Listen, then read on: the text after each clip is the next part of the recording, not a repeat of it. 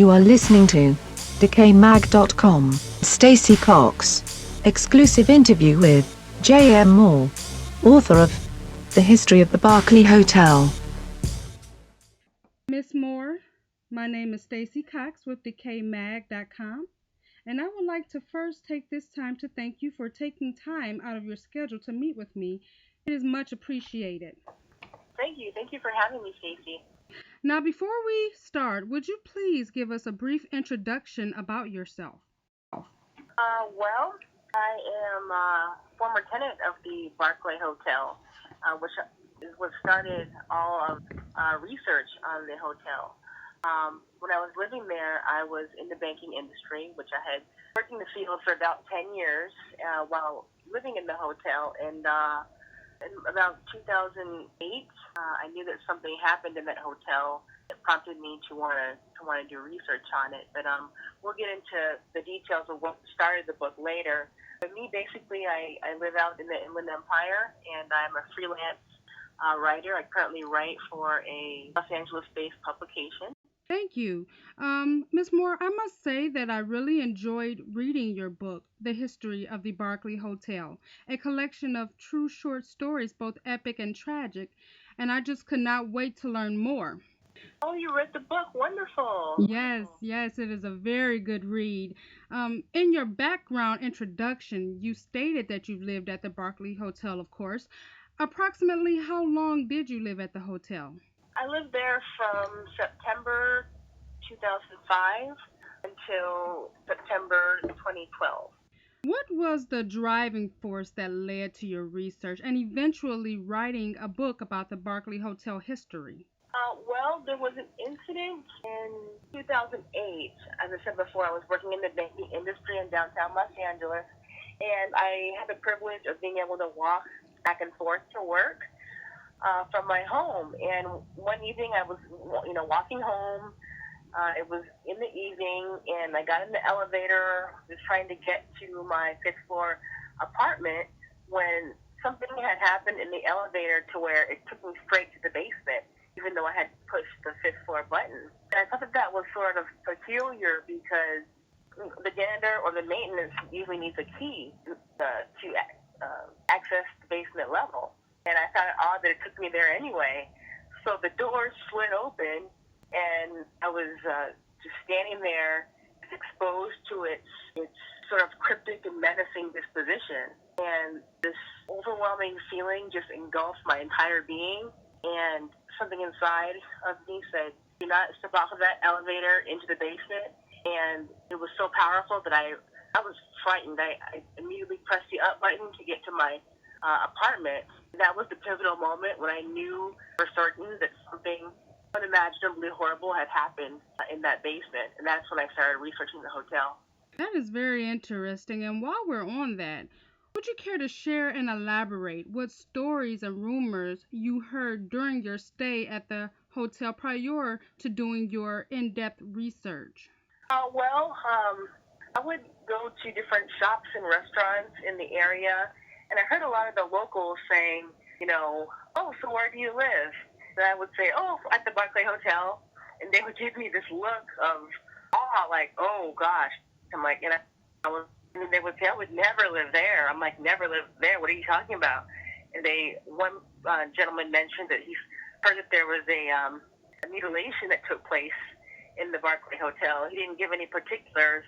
His description was very ambiguous. He didn't give the when, where, who, why, or anything. He just said he heard a mutilation had happened.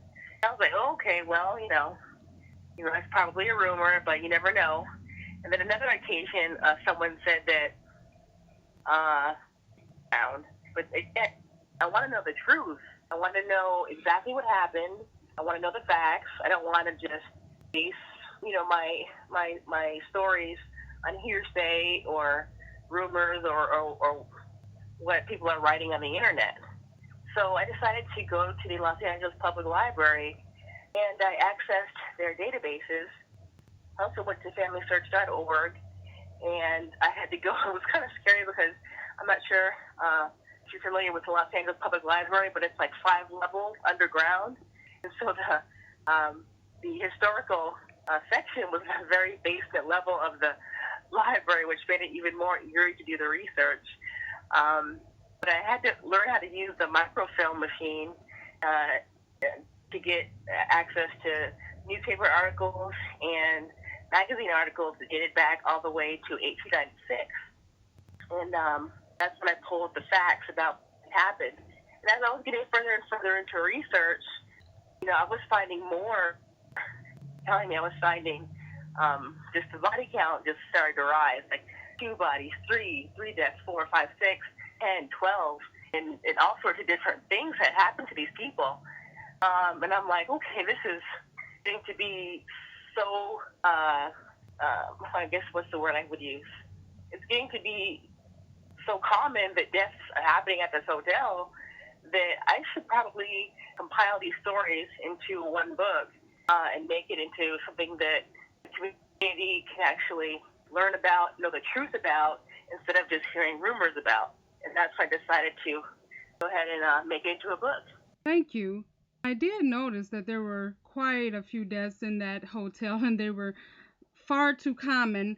While you were researching these stories for your book, which story did you find most intriguing, and which one did you find most repulsive? Ooh, intriguing. I don't want to give a spoiler or anything, but the one that was the most, it would be the L.A. Ripper. It was coined as, after Jack the Ripper from London, who was targeting prostitutes and slashing them up. And that's why this gentleman, Otto Stephen Wilson, was coined the same name. But after doing my research, I found out that the women were not even prostitutes at all. So they died in a most brutal way. Not only were they killed in such a horrible way, but they were remembered as prostitutes. And how horrible was that for your name to be dragged through the mud? So my research cleared their name. There was no evidence stating that these women were prostitutes. There was no facts. They were wives. They were married. They were waitresses. There was no evidence. The rumors stem from the fact that the perpetrator had said that one of the women asked him for money when they were in the hotel room. But that doesn't mean that you're a prostitute, because one of them did have an alcohol problem. She could have asked him for money for booze or whatnot, or that could just be a lie. It's really his word as far as what happened in that hotel room before he had killed her. So that's where the rumors stem for these women to be allegedly prostitutes. So I wanted to clear their name, and that was a pretty gruesome one. And then he killed the other woman in another hotel because he wanted to sort of soothe himself of the mean feeling that he had from killing the first woman, which was very bizarre. I have a degree in psychology, and my background, I was pretty puzzled by his motive. Anyway, I would say the murder that was most intriguing, or the tragedy that was most intriguing, would have to be good question. Probably the suicide of Ada Tilt Otis would be the most intriguing, because her motive for taking her life is probably what was said to have been because she was just disgusted with the way society was. It wasn't that she was mad at herself or anybody else around her. She just didn't like the way that the world was. She just was tired of it, basically. That was an interesting motive for suicide. Again, with my psychology background, that was why I found that was intriguing. While we're on the L.A. Ripper, I noticed that the Barclay Hotel is also the scene for these two serial killers, the L.A. Ripper and the Skid Row slasher, both of which has committed heinous crimes within the rooms of the hotel. Would you say that the hotel, given its already eerie reputation, was a perfect place to play out their crimes? I would say that during that time, there were just a lot of rundown, low-income hotels in that area in downtown Los Angeles. So, I don't know, I wouldn't say that it's just the Barclay Hotel, because there's a lot of hotels downtown LA where heinous crimes have taken place. Maybe the Barclay at that time had the better rate, or had the cheapest rate, and maybe that's why the killers gravitated towards these places, or towards the Barclay. I'm really not sure why, but yeah, the only connection I could think of would be the ease of getting a room in these at the Barclay, and the price is maybe why they gravitated towards it. It was the cheapest, most affordable place they could find. Another incident at the Barclay Hotel that resonates as a Hollywood thriller is that of W. Arthur Phipps, who was obsessed with the idea that the Black Hand was after him. Can you please elaborate on who the Black Hand was and what made Mr. Phipps think he was wanted by them? Well, it was a covert organization, sort of like what we would call, today people say, talk about the Illuminati or underground organizations. It's similar to that, but back in his time. I really can't elaborate more because they really delve into the whole conspiracy surrounding what the Black Hand is. So unfortunately, I can't give you more details. Sorry, Stacy. No, that's fine. Thank you. I'm very curious of the frequent suicides that have happened inside of the Barclay Hotel. I think it's safe to say that these suicides were of the norm at the hotel. Would you say that these incidences had something to do with the people's choice of lifestyle? I don't know. They all did it for different reasons. So I don't know. Maybe after the first suicide, I mean, I'm coming at it from a spiritual perspective. Maybe the first suicide, which was Ada Tilt in in the early 1900s.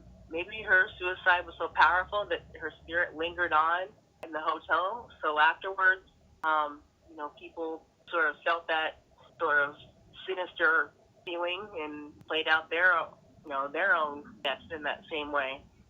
They all took poison, which was interesting how they all committed suicide the same way. I thought that was interesting. But I don't want to give too many details about the book because the readers are going to have to find more details by reading it. So I'll stop there. The frequency of fires that occurred at the Barclay Hotel were just uncanny. What is your theory for the fires? Clearly, there had to be more than what was explained, especially given that these were pretty drastic fires that resulted from minor circumstances. Mm-hmm. I don't know if they're. I think it was because there was smoking allowed in the hotel, first and foremost. Had it not been a smoking hotel, there would never have been a fire. The investigative reporting said that the fire was started by a cigarette that was left lit in someone's room. Both occasions, the first two fires, it was in the same area, so I'm thinking it might have been the same tenant smoking. After the first fire, being the owner, I would have prohibited smoking in the hotel. But although there were deaths because of the fires, it did prompt smoke detectors to be placed in the hotel for further safety, which, there are good things did come from this tragic event. So, thank you. The Barclay Hotel is a YouTube series directed by Leah Mayette, and it touches on supernatural aspects on incidences at the hotel. Do you believe paranormal elements are at play at the Barclay Hotel, as Mayette suggests in her production? Yes, Mayette's online episodic titled The Hotel Barclay. I have watched all of the series. I actually watched all of the episodes after I researched and wrote the book. I hadn't heard of it until after I wrote the book. But yeah, it was very fascinating how in the online episodic, how these people were always part of the hotel, how they had a past life at the hotel, the circumstances that brought them to the hotel, were the same circumstances how the hotel took them back. Which is, if you have a chance, it's very worthwhile to watch all these episodes. Very creative directing and writing, and I do definitely. I was always a skeptic as far as the supernatural and spiritual things until I lived at the Barclay Hotel and experienced for myself paranormal inexplicable things that happened to me while I was living there. Things that if I were to tell you the story, you probably wouldn't believe me. And if someone were to tell me these stories, I would never have believed them. I would discount them as, crazy or, on alcohol or drugs or something. But since it happened to me, I'm no longer a skeptic, and I definitely believe that there is something supernatural or paranormal happening. And that's what I'm going to be getting into during this book. There is one chapter in the history of the Barclay Hotel where I describe my 7-year experience there. I describe how I found the hotel in the first few months of living in the hotel. The second part is going to go into detail about these triumphal and tragic events, spiritual and supernatural events that I had experienced while I was living there. While we're on that, in chapter 10, you go into more detail about your experience living at the hotel. You also say that unforeseen circumstances is what caused you to move out. Would you care to elaborate more on this statement? Well, just living in downtown Los Angeles, you tend to get overwhelmed and wrapped up in the lifestyle, which was a lot of hanging out with friends and partying, and you kind of lose yourself. And I really wasn't on the right path. I mean, I loved my job at the bank. It was a great job. It was my dream job. But I wanted more. I wanted to pursue my art, my passion for art, which I had been an artist since I could pick up a crayon. And I also wanted to get more into writing. And my time, wasn't being used wisely. Working for the bank was 40 hours a week, and I wanted to kind of branch out. And I just leave Los Angeles, leave all the hustle and bustle, and move out to the quiet suburbs of the Inland Empire and sort of find myself and figure out what I wanted to do with my life. And just take a breather from everything. And so that's why I decided to go ahead and leave and gather myself. You dedicated the first chapter of the book to narrating with a personal and intimate viewpoint on the Barclay Hotel. Did you feel a personal and intimate connection during your stay at the hotel? How did this drive persuade you to write in this manner? Oh, definitely. When I lived there, there was definitely nurturing, maternal-like presence that I felt was protecting me while I was living there and watching out for me, and I always felt safe when I went into my room. And she kind of felt like a Southern woman. I really don't know how to explain it, but that's why I gave her that Southern dialect. I am trying to work on getting this book turned into an audio for Jessica Lange to be the narrator of the introduction as well as the first chapter that the Barclay Hotel is narrating, because she has the perfect Southern dialect for the part. But yeah, that's exactly how I see her, and I refer to her as a her because of that essence that I felt when I was there. But they're just like any other streets and alleys in downtown Los Angeles. You get a bad feeling when you go down some, and you get a good feeling when you go down others. And the Barclay Hotel wasn't any different. You go down a hallway or you pass by a room and you just get a feeling when you stare at a closed door. You just get a really strong feeling about what's behind it, or you get a feeling about walking down a certain hallway. And if you get a bad feeling, you simply don't walk down it.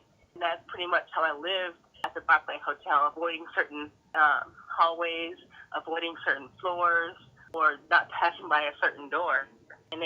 While we're on that, you curated a rich history of the Barclay Hotel in your book, and it was a fascinating read.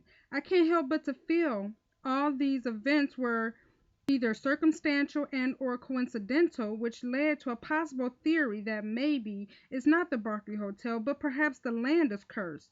Have you, out of curiosity, conducted research on the land itself?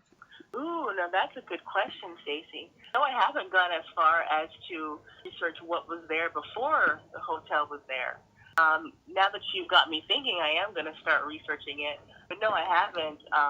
The only theory that I had as far as all these deaths occurring at the Barclay was the fact that maybe it's kind of a subconscious thing for these people to come to the Barclay Hotel. That they're kind of like the way a cat would go off to be by itself when it knows it's near death. I think maybe humans are doing the same thing, sort of gravitating. The spirit is leading them to the hotel because it's a place where they go, where they know that the end is near, where they'll going to meet their end, and they all just happen to, you know, there for whatever circumstances led them there, and never checked in, but never checked out, so to speak, literally, but not figuratively. Near the end of the book, you state that you would like to see the Barclay Hotel featured on the Hollywood Walk of Fame, where so many celebrity figures have had the honor to have their names imprinted. If this is possible, what do you feel the Barclay Hotel should be commemorated for? I think that she should be commemorated for being a silent film actress, basically. I mean, aside from all the negativity, the horrible things that happen there, we should celebrate and highlight positive things that she's known for, which is being a silent film actress. She's been in the backdrop for many of the movies that we know and love, and not a lot of people recognize or notice what's in the background of movies, but that backdrop is really what makes the scene or makes the movie. And, she's gone uncredited throughout, dozens of movies. And I think that she needs to be recognized for her silent role that she's played in these films. Not only has she played a silent role in many films that we're familiar with, but she's also provided shelter for low-income individuals and the elderly for decades. And I think that she needs to be commemorated for that, for her charitable work in the community. You do list numerous movies that have been filmed in somewhere or another at the Barclay Hotel or in the area. Aside from the reputation, what do you think makes the hotel such a popular attraction for directors and filmmakers? It's the location that sort of looks like, on the outside, it looks like the streets of New York, just that particular cross-section. So a lot of directors like to film there because it looks like New York.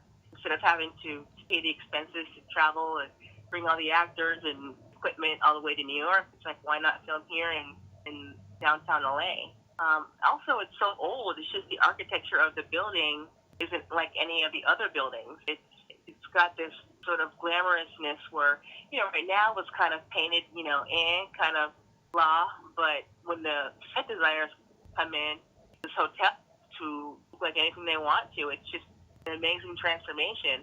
I remember when I was living there and I saw the hotel lobby being transformed into a Kenyan gambling saloon for the movie Inception, and they transformed it. It was just amazing. I felt like I was actually in Mombasa, and I was just floored.